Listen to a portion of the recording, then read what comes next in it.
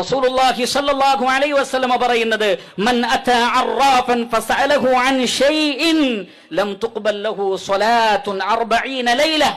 അറാഫ് എന്ന് പറഞ്ഞാൽ കളഞ്ഞുപോയ വസ്തുക്കളൊക്കെ ഇന്ന സ്ഥലത്തുണ്ട് എന്ന് പറയുന്ന ആളുകൾ, അല്ലെങ്കിൽ നിങ്ങൾക്ക് ഇന്നാലിന്ന അപകടം വരാനുണ്ട് എന്ന് പറയുന്ന ആളുകൾ, അല്ലെങ്കിൽ നിങ്ങൾക്ക് ഇന്നാലിന്ന ദിവസങ്ങളിൽ ചില ഹൈറുകൾ വരാനുണ്ട് എന്ന് പറയുന്നവർ, അങ്ങനെ ഭാവി പറഞ്ഞുകൊണ്ട് ഹൈറും ഷെറും ഒക്കെ വിധിച്ച് മനുഷ്യനെ ഉപദ്രവിക്കുന്ന പിശാചുമായി കൂട്ടുകെട്ടുള്ള അത്തരം ആളുകൾ, അവരുടെ അടുക്കലേക്ക് പോയി വല്ലതും ചോദിച്ചാൽ തന്നെ 40 ദിവസത്തെ നമസ്കാരം ബാത്തിലായി പോകും, അത് സ്വീകരിക്കൂലെന്നാണ്. ഒരു മുസ്ലിമിനെ സംബന്ധിച്ചിടത്തോളം ഒരു വഖ്ത് നമസ്കാരം പോയാൽ തന്നെ അത് എത്ര വലിയ നഷ്ടമാണ്.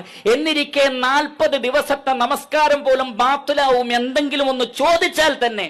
ഇനി ആ പറയുന്നത് വിശ്വസിച്ചുകൊണ്ട് ഒരാൾ പ്രവർത്തിക്കുകയും ചെയ്താലോ, അല്ലാഹുവിന്റെ റസൂൽ പറയുകയാണ്, മൻ അതാ കാഹിനൻ ഔ അറാഫൻ ഫസദ്ദഖഹു ബിമാ യഖൂൽ ഫഖദ് കഫറ ബിമാ ഉൻസില അലാ മുഹമ്മദിൻ.